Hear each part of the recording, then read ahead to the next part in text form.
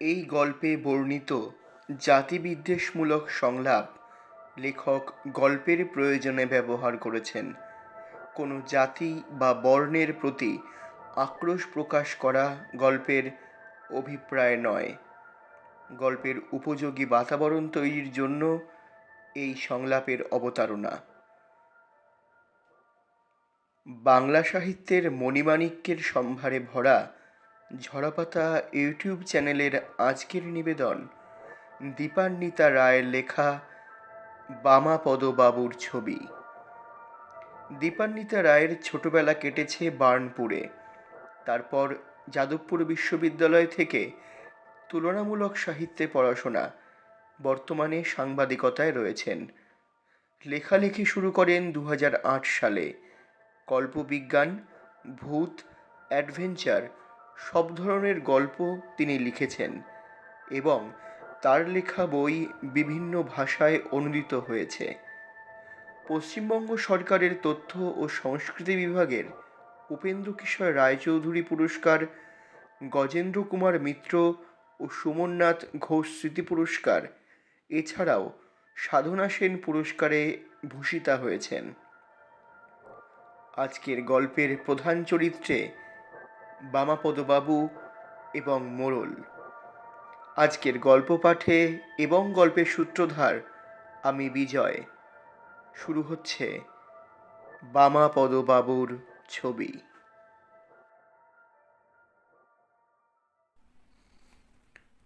বামাপদ বাবু মিতব্যয়ী মানুষ। বিয়ে থা করেননি, আত্মীয় স্বজন পড়শি কেউ নেই। দক্ষিণ কলকাতার যাদবপুর অঞ্চলে একটি দোতলা বাড়ির একতলায় ভাড়া থাকেন। একা মানুষ, মেসে থাকলে সুবিধা হয়, কিন্তু বামাপদবাবু একটু নিরিবিলিতে নিজের মতন থাকতেই ভালোবাসেন। লোকের সঙ্গে গা ঘেঁষাঘেঁষি তার মোটেই পছন্দ নয়। বামাপদবাবুর ফ্ল্যাটটা ছোট হলেও ছিমছাম। একটা বসার ঘর, এক টুকরো খাবার জায়গা, রান্নাঘর আর শোবার ঘর। ঢোকার মুখে একটা ছোট গ্রিলে ঘেরা বারান্দাও আছে। একা মানুষ, এর বেশি কিছু দরকারও হয় না। গত 10 বছর এই বাড়িতে আছেন বামাপদবাবু। এর মধ্যে শুধু একবার পর্দা বদলানো ছাড়া আর কোনো পরিবর্তন আশেপাশের লোকের চোখে পড়েনি। তেমন কোনো গণ্ডগোল না হলে আগামী 10 বছরেও বিশেষ কিছু বদল হবে বলে বামাপদবাবু নিজে অন্তত মনে করেন না। তার বাড়িওয়ালারও একই মত। এমন নির্ঝঞ্ঝাট ভাড়াটে তো আর সহজে পাওয়া যায় না। বছর 3 অন্তর শুধু একবার ঘরের কলি ফিরিয়ে দিতে হয়, এছাড়া আর কোনো চাহিদা নেই। অথচ মাস পয়লা ভাড়াটি ঠিক আসে। 2 বছর অন্তর ভাড়া কিছুটা বাড়ে, তাতেও কখনো আপত্তি হয় না বামাপদবাবুর। সকালে বেরিয়ে যান, সন্ধেয় ফেরেন, তাই জলকল নিয়েও কোনো সমস্যা নেই। সরকারি অফিসে আপার ডিভিশন ক্লার্কের চাকরি করেন বামাপদবাবু। মাইনে করি খারাপ নয়, অন্তত একা মানুষের পক্ষে তো বেশ ভালোই। শখ শৌখিনতা মোটেই নেই, তাই মাসের শেষে হাতে কিছু জমেও। বামাপদবাবু নিজে মনে করেন সেটা জরুরি, কারণ বিপদে পড়লে কিংবা অসুস্থ হলে টাকাই তো তার ভরসা। যদিও গত 10 বছরে তার একবারের জন্য মাথা ব্যথাও হয়নি, তবু মানুষের শরীর তো, কখন খারাপ হবে বলা কি আর যায়। এমনিতে বামাপদবাবুর জীবন একদম নির্দিষ্ট রুটিনে বাঁধা।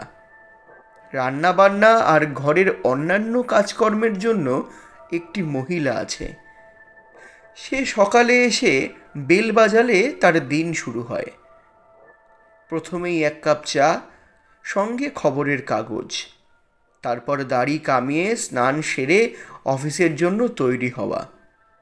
ততক্ষণে ওই মেয়েটি দুবেলার রান্না সেরে ঘরদোর পরিষ্কার কাচাকুচি করে নেয়। বামাপদবাবুর খাওয়া হয়ে গেলে বাসনপত্রও ধুয়ে ফেলে। তারপর রাতের খাবার ফ্রিজে তুলে বাড়ি তালাবন্ধ করে বেরিয়ে পড়েন। অফিসে টিফিন সারেন দুটি মাখন টোস্ট, একটি ডিম সেদ্ধ আর একটি কলা দিয়ে। সেগুলো অফিসের বেয়ারাই এনে দেয়। 5টা নাগাদ কাজকর্ম শেষ করে অফিস থেকে বেরিয়ে সোজা বাড়ি। সন্ধেটা আর এক কাপ চা। হেন বামাপদবাবুর কিন্তু একটা অদ্ভুত অভ্যেস আছে। প্রায় প্রতি রবিবার সকালেই তিনি পার্ক স্ট্রিটের অকশন হাউসে যান। কলকাতা শহরটা ইদানিং অনেক বদলে গেছে। বড় বড় শপিং মল, উড়ালপুল, 3 থাকের আলো, ডিস্কো সব মিলিয়ে একটা বেশ ঝাঁ চকচকে ব্যাপার। কিন্তু তার মধ্যেও সাহেবপাড়া পার্ক স্ট্রিটে টিম টিম করে টিকে আছে কয়েকটা নিলাম ঘর। পুরনো জিনিসে ভর্তি, কিছু প্রায় নতুন, কিছু আবার প্রায় ব্যবহারের অযোগ্য। প্রতি রবিবার সকালে নিলাম হয়। সস্তায় পুরনো জিনিস কিনতে লোকজন আসে। অনেকে আবার আসে পুরনো শৌখিন জিনিসের সন্ধানে। বামাপদবাবুর অবশ্য শৌখিনতার বালাই নেই, আর কাজের জিনিসের খোঁজে যে যান তাও নয়। আসলে নিলামঘরের পুরনো জিনিস, রং আর ধুলোর গন্ধ, হাঁকডাক সব মিলিয়ে তার বেশ লাগে। সিনেমা থিয়েটার দেখতে তিনি ভালোবাসেন না, টিভিতে সিরিয়াল দেখেন না, বই পড়ার নেশাও নেই। রবিবার সকালে রুটি আর আলু চচ্চড়ি খেয়ে বেরিয়ে পড়েন।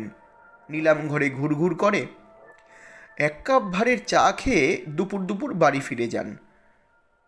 তবে নিয়মিত না হলেও নিলামঘর থেকে তিনি একদম কিছু কেনেননি তাও কিন্তু নয়। তার বসার ঘরে সস্তার বেতের সোফা সেটের সঙ্গে রয়েছে একটা কারুকাজ করা কাঠের টেবিল। একটা পায়া খানিকটা ভাঙা ছিল বলে টেবিলটা বিক্রি হয়নি। তিনি জলের দরে সেটিকে কিনে পায়ের নিচে ইট বসিয়ে দিব্যি কাজ চালাচ্ছেন। তার রান্নাঘরে একটা ভারী সুন্দর কারুকাজ করা চীনামাটির টিপটও আছে। ঢাকনা হারিয়ে গেছে বলে সেটিও অনাদরে নিলামঘরে পড়েছিল। তিনি নিয়ে এসেছেন এবং ঢাকনা সমস্যার সমাধানও করেছেন। পটে চা পাতা আর গরম জল দিয়ে মুখটা একটা বাটি বসিয়ে ঢেকে দেন। অভ্যেস মতো সেই রবিবারেও নিলামঘরে এসেছিলেন বামাপদবাবু। বর্ষা শেষ হয়ে গেছে, কিন্তু আকাশটা মেঘলা মেঘলা। বাড়ি থেকে বেরোনোর সময় একবার ভাবলেন ছাতাটা নিয়ে বেরোবেন, কিন্তু তারপরেই মনে হলো শরৎকালের বৃষ্টি তো হলেও এক পশলা ঝরেই থেমে যাবে। সেটুকু সময় রাস্তায় থাকলে কোথাও দাঁড়িয়ে নিলেই হবে। নিলামঘরে সেদিন ভিড় নেই তেমন। মাসের শেষ, তাই খদ্দেরও কম। ছড়িয়ে ছিটিয়ে টুকটাক জিনিসপত্র রাখা আছে। বামাপদবাবুকে অবশ্য দোকানের সবাই চেনে। তিনি যে কিছু কিনবেন না তাও সবাই জানে, তাই তাকে নিয়ে কেউ মাথা ঘামায় না। তিনি নিজের মনে ঘুরে ঘুরে জিনিসপত্র দেখতে থাকেন। নিলামের ডাক তখনও শুরু হয়নি। জিনিসপত্র গোছগাছ চলছে। এই সময় হঠাৎ বামাপদবাবুর চোখে পড়ল একটা ছবি, ব্রাউন রঙের ফ্রেমে বাঁধানো। বোঝাই যাচ্ছে পুরনো ফ্রেমটাকে খুলে পালিশ করা হয়েছে। জল রঙে আঁকা ছবি, বেশ ভালো ওয়াশের কাজ। ছবিতে দেখা যাচ্ছে একটা বড় গাছ, তার তলাটা বাঁধানো। সেখানে বসে আছে একটা বুড়ো মতো লোক। পোশাক পরিচ্ছদ আর দেহের গঠনেই স্পষ্ট যে লোকটি বেশ হোমড়া চোমড়া মোড়ল জাতীয়। পাশেই একটা থালায় অনেক মিষ্টি রাখা। বুড়োর ঠিক সামনে একটা ঢাকা দেওয়া মস্ত জ্বালা, তার ওপর জল দেওয়ার ঘটি লাগানো হাতা। বুড়োর পায়ের কাছে একটা কুকুর কিছু খাচ্ছে। একটু দূরে দুটো বাচ্চা খেলছে আর দুজন খুব করুণ মুখে হ্যাংলার মতো মিষ্টির দিকে তাকিয়ে বসে আছে। ছবিটা খুব মন দিয়ে দেখলেন বামাপদবাবু। তার কেবলই মনে হচ্ছিল ছবিটার মধ্যে যেন একটা গল্প আছে, কিন্তু ছবির মানুষগুলো এক জায়গায় দাঁড়িয়ে আছে বলে গল্পটা পুরো জানা যাচ্ছে না। তিনি বেশ বুঝতে পারছিলেন যে তার খুব ইচ্ছে করছে গল্পটা পুরোটা জানতে, অথচ এটা যে বেশ বেয়াক্কেলে ইচ্ছে তাও তিনি ভালো মতো জানেন। কারণ ছবির মানুষগুলো তো আর কোনোদিন নড়ে চড়ে গল্পের শেষটা তাকে বলে দেবে না। কিন্তু তবু নিজের ইচ্ছেটাকে নিয়ন্ত্রণ করতে পারছিলেন না তিনি। বামাপদবাবু খেয়াল করলেন ছবির গায়ে দামের টিকিট ঝুলছে, তার মানে আজ এটা নিলামে উঠবে। একটু পরেই ডাক শুরু হলো। এই প্রথম তিনি বেশ একটু দুরু দুরু বুকেই অপেক্ষা করতে লাগলেন। তার ভয় লাগছিল এই বুঝি ছবিটাকেও কিনে নিল, এই বুঝি ছবিটার দাম সাংঘাতিক চড়ে গিয়ে নাগালের বাইরে চলে গেল। যদিও কেন এমন হচ্ছে সেটা তিনি নিজেও ঠিক বুঝতে পারছিলেন না। কিন্তু ছবিটা তেমন কোনো বিখ্যাত শিল্পীর আঁকাও নয়। যিনি এঁকেছেন তার আঁকার হাত অকল্পনীয় কিছু নয়, তাই ছবিটার প্রতি খদ্দেরদের কোনো আগ্রহ ছিল না। নিলামের শেষ দিকে তাই কোনো ডাকাডাকি ছাড়াই বামাপদবাবু কড়কড়ে 500 টাকা দিয়ে ছবিটা কিনে ফেললেন। তারপর ট্যাক্সি করে বাড়ি ফিরতে হলো, কারণ ততক্ষণে আকাশ ভেঙে বৃষ্টি নেমেছে। জলে ভিজে ছবিটা পাছে নষ্ট হয়ে যায় সেই ভয়ে ট্যাক্সিতে উঠেই কাজ তুলে দিলেন বামাপদবাবু। বৃষ্টির জন্য রাস্তায় জ্যামও হয়েছিল। ট্যাক্সি ভাড়া লাগলো প্রায় 150 টাকা। সব মিলিয়ে 650 টাকা সম্পূর্ণ বেহিসাবি খরচ। এমনিতে এরকম খরচ করার কথা তিনি ভাবতেই পারেন না, কিন্তু আজ এতগুলো টাকা পকেট থেকে বেরিয়ে যাওয়া সত্ত্বেও ছবিটা যে শেষ পর্যন্ত তিনি বাড়ি আনতে পেরেছেন সেজন্য তার মনটা বেশ খুশি খুশি লাগছিল। ছবিটা বামাপদবাবু টাঙিয়েছেন তার শোবার ঘরে, ঠিক বিছানার পাশের খালি দেওয়ালের মাঝখানে। ঘুম থেকে উঠেই তাই ছবিটার দিকে চোখ যায় তার। ঘুমোতে যাওয়ার সময়ও চোখ এড়ানোর জো নেই। এমনকি মাঝরাতে ঘুম ভাঙলেও উল্টো দিকের জানলা দিয়ে এসে পড়া রাস্তার আলোয় দিব্যি চোখে পড়ে ছবিটা। বামাপদবাবু অবশ্য সারাদিনে অনেকবারই ছবিটা দেখেন। ইদানিং তো অফিস থেকে ফিরে এসে অনেকক্ষণ ধরে খুঁটিয়ে ছবিটা দেখা প্রায় অভ্যেসে দাঁড়িয়ে গেছে। ছবিটা বাড়িতে নিয়ে আসার ঠিক 1 সপ্তাহ পরে বামাপদবাবু একটা অদ্ভুত স্বপ্ন দেখলেন। একটা গ্রামের রাস্তা, দুধারে চাষের ক্ষেত, একটু দূরে দূরে কুঁড়েঘর দেখা যাচ্ছে। রাস্তা দিয়ে হনহন করে হেঁটে আসছেন একজন বুড়ো মতো লোক। জামাকাপড় আর ভাবভঙ্গি দেখেই বোঝা যায় যে তিনি গ্রামের মোড়ল ধরনের কেউ। এমন সময় দেখা গেল উল্টো দিক থেকে 4-5 জন ছেলে মেয়ের একটা দল আসছে। নিজেদের মধ্যে হুটোপাটি করতে করতেই তারা আসছিল, কিন্তু বুড়োকে দেখেই থমকে গেল। আর বুড়ো অমনি নাকে কাপড় দিয়ে চেঁচাতে লাগলেন, এই ছোট লোকের দল, খবরদার আমার কাছে আসবি না। তোদের হাওয়া গায়ে লাগলে এক্ষুনি আবার চান করতে হবে আমাকে। সরকার রাস্তা বানিয়ে দিয়েছে বলে সবাই তার উপর দিয়ে চলবে নাকি? কতবার বলেছি তোরা পাকা রাস্তায় উঠবি না, কথা কানে যায় না তোদের? যা ছোট লোকের দল। বুড়োর চিৎকারে ভয় পেয়ে বাচ্চাগুলো নেমে গেল রাস্তার পাশের নিচু জমিতে। আর বুড়ো তাদের দিকে একবার আগুন চোখে তাকিয়ে ফের হনহন করে হেঁটে কোথায় যেন চলে গেলেন। ঘুম ভেঙে বামাপদবাবু বুঝতে পারলেন স্বপ্নটা তার হারিয়ে যায়নি, দিব্যি স্পষ্ট মনে আছে। আর বারবারই মনে হচ্ছে এই বুড়ো লোকটা যেন চেনা চেনা, কোথায় যেন দেখেছেন। রহস্যভেদ হলো সন্ধেবেলা। অফিস থেকে ফিরে অভ্যেস মতো ছবিটা খুঁটিয়ে দেখতে গিয়ে বামাপদবাবু বুঝতে পারলেন স্বপ্নে দেখা বুড়ো লোকটার সঙ্গে ছবির বুড়োর বেশ মিল আছে। স্বপ্নটা কিন্তু বামাপদবাবুর পিছু ছাড়ল না। দুদিন পরেই আবার ঘুমের মধ্যে সেই গ্রামটাকে দেখতে পেলেন তিনি। এবার স্বপ্নটা একটু বড়। তিনি বুঝতে পারলেন দীর্ঘদিন ধরে গ্রামে বৃষ্টি হয়নি, খরা চলছে। গ্রামের লোকেরা তাই একটা পুজোর আয়োজন করতে চাইছে। একটা আটচালার নিচে অনেকে বসে আলোচনা করছে। ওই বুড়োটা গ্রামের মোড়ল, তিনি বসেছেন মাঝখানে। ওদের থেকে একটু দূরে মাটিতে উবু হয়ে বসে আছে ছেঁড়া ময়লা জামাকাপড় পরা কয়েকটা লোক। দেখেই বোঝা যায় তারা হতদরিদ্র নিচু জাতের মানুষ। তাদের পিঠের কাছে দাঁড়িয়ে আছে সেই বাচ্চা ছেলেমেয়েগুলো।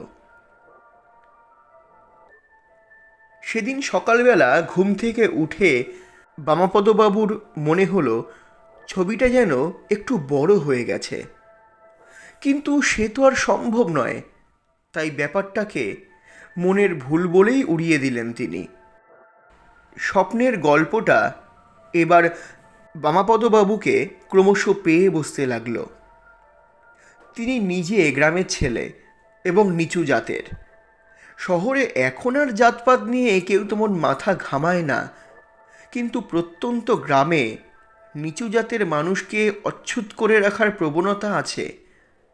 ছোটবেলায় তাকেও এজন্য অনেক অপমান অবহেলা সহ্য করতে হয়েছে। অনেক কষ্টে নিজের চেষ্টায় পড়াশোনা শিখে বড় হয়েছেন।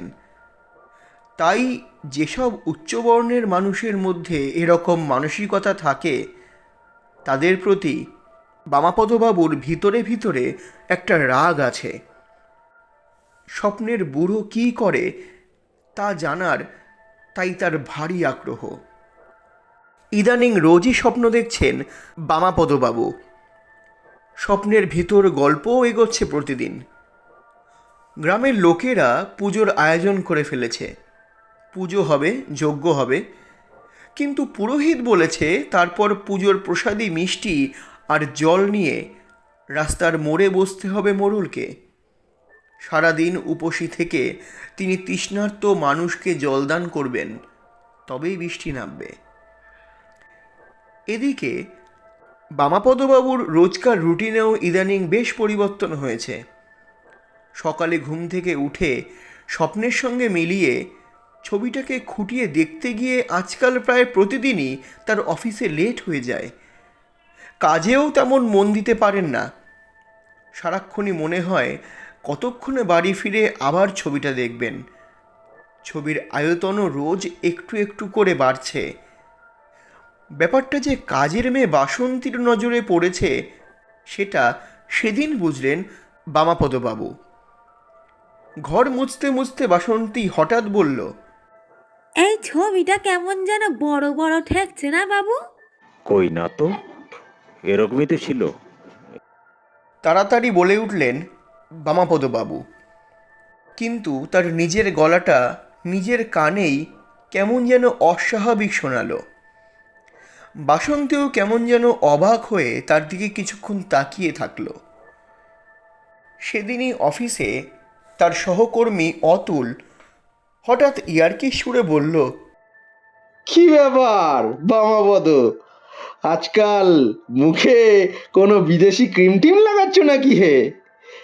বয়স তো মনে হচ্ছে 20 বছর কমে গেছে। চুলে তো দেখছি রং করে ফেলেছো। বাড়ি ফিরে দাড়ি কামানোর আয়নায় নিজেকে খুঁটিয়ে দেখলেন বামাপদবাবু। সত্যি বয়স কমে গেছে তার। কপালের সামনের দিকে চুল বেশ খানিকটা উঠে গেছিল, সেটা আবার ফিরে এসেছে। পাকা চুল নেই একটিও। কপালের ভাঁজটাজ উধাও। সেদিন রাতে খাওয়া দাওয়া সেরে ছবিটাকে খুঁটিয়ে দেখতে গিয়ে তিনি বুঝলেন ছবিটা শুধু বড়ই হয়নি, বদলেও গেছে খানিকটা। বুড়ো লোকটা যে গাছের নিচে বসে আছে তার পিছনে এখন বেশ খানিকটা খোলা জায়গা দেখা যাচ্ছে, হালকা হালকা ঝোপঝাড়ও রয়েছে।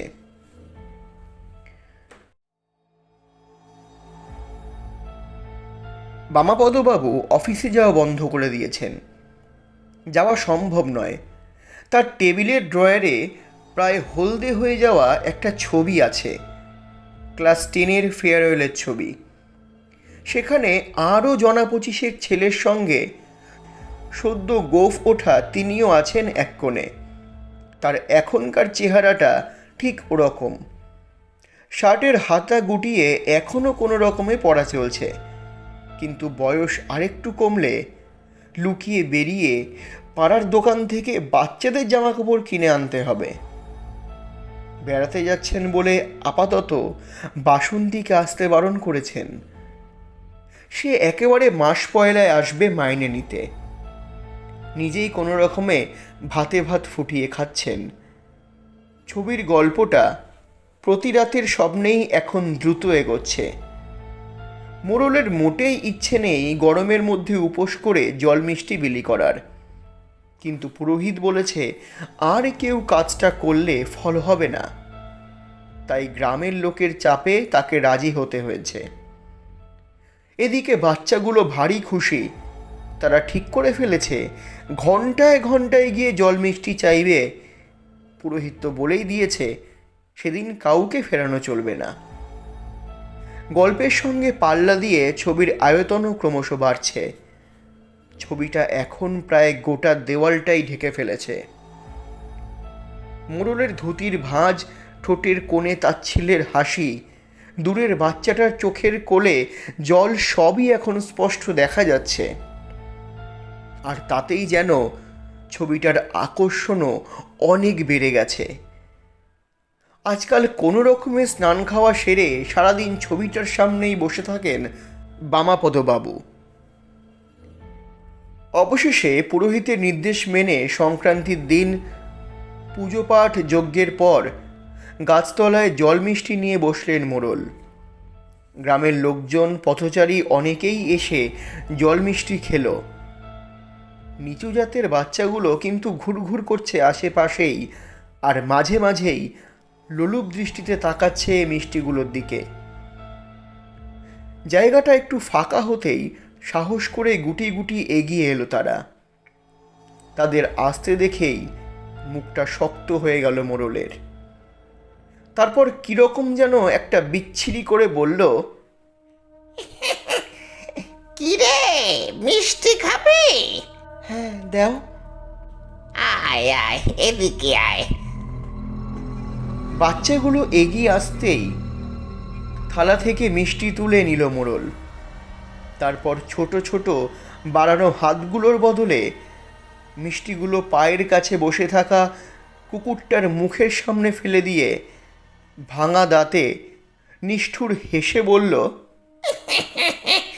কি ভেবেছিলি আমার হাত থেকে মিষ্টি খাবে? পুরোহিত বলেছে বলে তোদেরও জল দেবো আমি? ছোট জাতের ছোড়াদের শখ কত। তোদের জল দিলে পুণ্য হয় না রে, পাপ হয়, পাপ। মোড়লের কথাগুলো শুনতে শুনতে ঘুমের মধ্যেই যেন মাথায় আগুন ধরে গেল বামাপদবাবুর। মাথার পাশে রাখা কাচের কাগজ চাপাটা তুলেই সোজা ছুড়লেন মোড়লের মাথা লক্ষ্য করে। মাস পয়লা বেতন নিতে এসে বাসন্তীর অনেক ডাকাডাকিতেও দরজা খুললেন না বামাপদবাবু। শেষ পর্যন্ত পুলিশ ডাকলেন বাড়িওয়ালা, কিন্তু দরজা ভেঙে দেখা গেল ঘরে কেউ নেই। শুধু শোবার ঘরের দেওয়াল জোড়া একটা মস্ত ছবি। তাতে একটা বটগাছের নিচে উপুর হয়ে পড়ে আছে একটা বুড়ো লোক। মাথা থেকে রক্ত পড়ছে। তার সামনে রাখা থালা থেকে মিষ্টি তুলে খাচ্ছে কতগুলো বাচ্চা ছেলে মেয়ে। বাসন্তী বলার চেষ্টা করেছিল যে, এই ছবিটা তো আগে অনেক ছোট ছিল। হ্যাঁ, কিন্তু তার কথায় কেউ পাত্তা দেয়নি। বামাপদবাবু কোথায় গেলেন, কোনো চিঠিপত্র রেখে গেছেন কি না এসব খুঁজতেও ব্যস্ত ছিল সবাই। কেউ খেয়ালও করেনি ছবিতে বুড়োর পিছনে ঝোপের পাশে একটা বাচ্চা ছেলে কোমরে হাত দিয়ে দাঁড়িয়ে আছে। তার রাগী মুখটার সঙ্গে টেবিলের ওপর বামাপদবাবুর পারিবারিক ছবি, যেখানে বাবার হাঁটুতে হাত রেখে 10 বছরের বামাপদবাবু বসে আছেন, তার চেহারার অদ্ভুত মিল।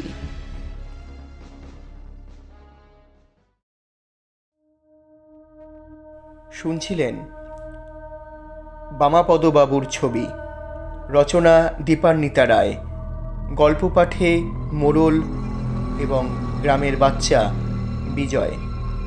বামাপদবাবুর ভূমিকায় সুখেন্দু দেবনাথ, অতুলের ভূমিকায় দেবব্রত, বাসন্তীর ভূমিকায় তিথি।